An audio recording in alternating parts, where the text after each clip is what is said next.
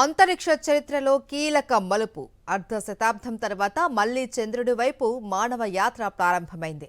America అంతరిక్ష సంస్థ NASA చేపట్టిన ఆర్టెమిస్ 2 మిషన్ ఇప్పటి వరకు ఎవరూ వెళ్లని దూరానికి మనుషులను తీసుకెళ్తుంది. ఇప్పుడు ఈ మిషన్ కీలకమైన ఘట్టంలోకి ప్రవేశించింది. అంతరిక్ష చరిత్రలో కొత్త అధ్యాయం మొదలైంది. 50 ఏళ్ల తర్వాత మళ్లీ చంద్రుడి వైపు మానవ యాత్ర మొదలుపెట్టింది నాసా.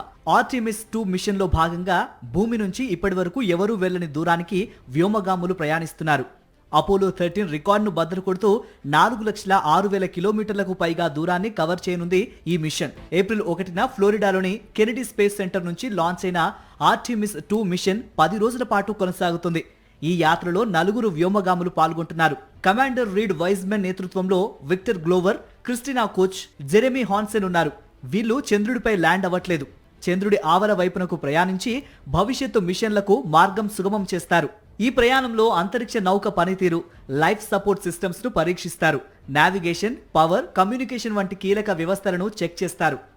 అంతరిక్షంలో తీసిన అద్భుత చిత్రాలు కూడా ఆకట్టుకుంటున్నాయి.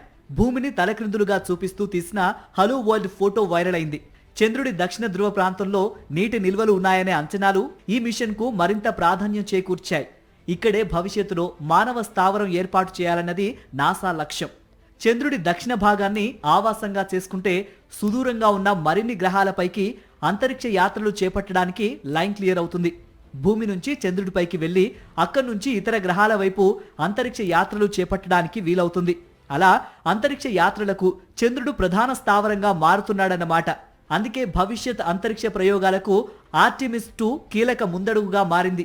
భారత కాలమాన ప్రకారం మంగళవారం ఉదయం 4:17 చంద్రుడి ఆవల వైపునకు వెళ్తారు వ్యోమగాములు.